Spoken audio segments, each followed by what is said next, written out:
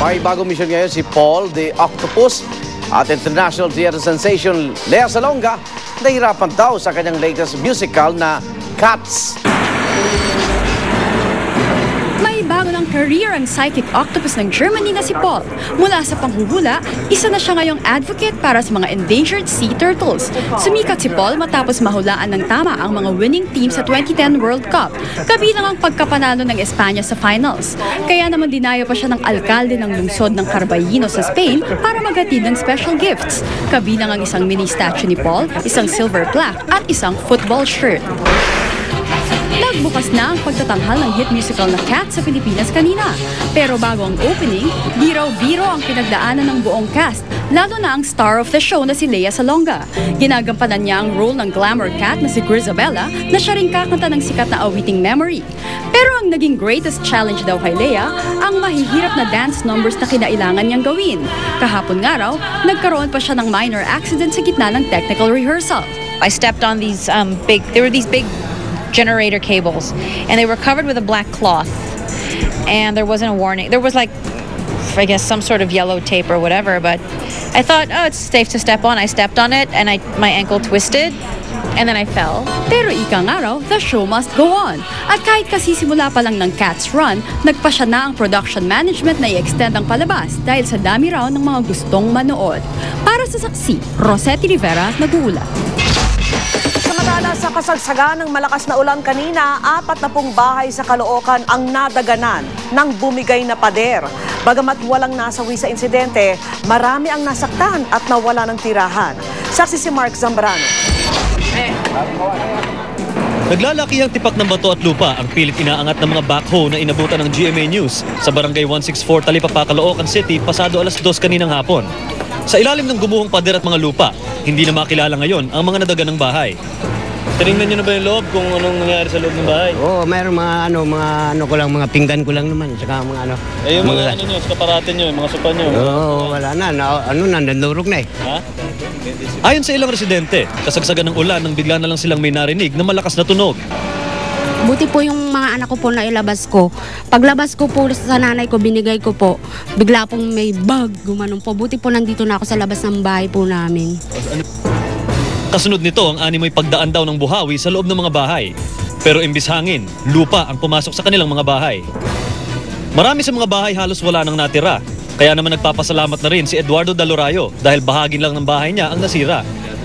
Himala na rin maituturing na walang namatay sa trahedya. Bagamat marami ang nasaktan at nagkasugat, lalo na ang mga bata. Wala po yung Q-tips, umuulan pa lang po noon. Umaagos po yung tubig doon sa kabilang kapitbahay ko. Tumutulong akong ligpit ng mga sangkapan. Nasabi nila, ayan na. Yung maliit kong anak, yung babae, 5 taong gulang kong anak, siya yung nakatakbo ito, napapasok pa po lalo doon. Ang ilan sa mga bayaning kapitbahay dapat magpasalamat. Nadadaganan na po ng papagan tsaka ng pader ko eh. Pinilit ko lang iangat yung pader para makuha ko yung bata. Ayon sa mga residente, bumigay ang pader matapos pabigatin ng malakas na ulan ang tambak ng lupa na nasa kabila nito. Galing daw ito sa ginagawang condominium ng North Belton na pag-aari ng Eaton Properties. Kaya naman ayon sa City Engineering Office, ipatitigil muna nito ang construction ng kondo. Ongoing pa yung investigation namin, although nagpalabas na po ang city government through the instruction of the mayor ng temporary suspend ang kanilang lahat ng kanilang mga permit, yung building permit, including the development permit. Namigay na rin ng relief goods ang lokal na pamahalaan ng Caloocan at ang GMA Kapuso Foundation sa mga apektadong pamilya. Nagsaayos na rin ang posibleng relocation area. Pero sa ngayon, sa mga evacuation center muna sila. At naisip namin, dalhin sila dun sa aming barangay hall. Kasi sa rooftop nun, okay naman. Kumbaga meron kaming rooftop na libre at medyo maluwag yon. Mark Zambrano ang inyong saksi.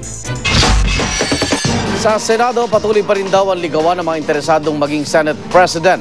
Katunayan ay kay Senador Tito Soto, nagpulong kagabi sina Senate President Juan Ponce Enrile at Senador Manny Villar, ang 2 sa 3 senador na ibinibilang sa karera sa pagka-Senate President. Ayon kay Soto, naging pagkakataon ng pulong para makapag-usap at magkaayos ang dalawa. Nasa meeting din daw sina Senador Gringo Onasan at Alan Peter Cayetano. Kumpiyansa rin si Soto na mas malakas ang posibilidad na si Enrile pa rin ang maupong Senate President. Pareho na kasing kulang pa rin ang boto sina Senador Kiko Pangilinan at Villar. Itinanggi naman ni Enrile na nag-meeting sila ni Villar. Marami sa mga miyembro ng bawat partido at iba pang mga grupo, lalo na yung mga independenteng katulad namin, ay pwedeng magsama-sama kapag si Senator Enrile ang tatakbo. Kung wala pang linaw kung sino ang mamumuno sa Senado, tiyak na raw kung sino ang iluluklok ng mga kongresista bilang speaker. Saksi si Lala Roque. Nagsama-sama sa unang pagkakataon ang mga kongresistang inaasahang boboto raw kay Quezon City Congressman Sonny Belmonte bilang House Speaker. Ilan sa kanila, naglipatan o di kaya ay nakipag-alyado sa Liberal Party. Tulad ni Congressman Manny Pacquiao at ang dating kaalyado ni Pangulong Arroyo na si Bacolod Representative Anthony Goles. Pati si Ilocos Norte Representative Imelda Marcos tumalo at special mention pa sa maikling welcome speech ni Pangulong Noynoy Aquino. At dahil sobra na ang bilang nila sa kinakailangang mayorya sa Kamara, hindi kaya victory party na ito ni Belmonte? This is our chance to get to know one another. Meron bang partikular na pag-uusapan ngayon? Wala. Gayunman, tiyak na raw niyang nasa kanya na ang numero. I expect at least mga 220, 230. May NP, may NPC, merong mga lakas na nagbuo ng isang grupo, tawag nila Coalition for Peace and Development. Kaya naman ang mga kalaban niyang pambato na si Albay Representative Ed Selagman ng Lakas, tila sumuko na. Nagpahaging na itong hindi nahahabulin ng mga kapartido na magbibigay suporta kay Belmonte. They have opted to support another candidate and that's the freedom of space we are giving ultimates. Kahit ang political analyst na si Ramon Casiple, hindi raw magtataka kung Aquino-friendly ang susunod na Kamara. Mahirap daw kasing kalabanin ng isang popular na Pangulo. Pero babala nito, posibleng magbaliktaran ng mga kaalyansa ni Pinoy, oras na bumaba ang kanyang popularidad. Lalo pat ilan sa mga kaalyado ng pambatong House Speaker ng Pangulo, hindi naman talaga tuluyang kumala sa lakas kampi. Pag dumating isang panahon, siguro in-anticipate ng ilan dyan, na bababa yung popularity, magiging vulnerable na rin sa public positions niya, ay posible may ganong thinking. Kabilang daw sa mga dapat bantayan ng mga kaalyado ni Aquino sa Kamara, ang dating Pangulo at ngayon Pampanga Congressman Gloria Macapagal Arroyo na aktibo pa rin sa Lakas Kampi CMD. Katunayan kanina, dumalo si Arroyo sa 2-day workshop ng kanilang partido kung saan kabilang sa mga agenda ang pagsusulong ng charter change sa 15th Congress. Yung pagtakbo niya sa lower house is part of that plan. At I think the plan still revolves on getting back into power. Kaya nga yung TATSA, he did that already with the very first resolution niya.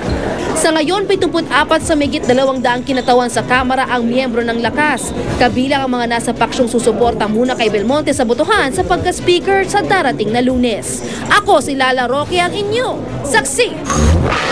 At sama-sama natin saksihan. 3 araw bago ang SONA, mga Pinoy may gustong iparating kay Pinoy. Balitang hatid ng isang liga ng katotohanan. sa sama-sama nating pagiging saksi.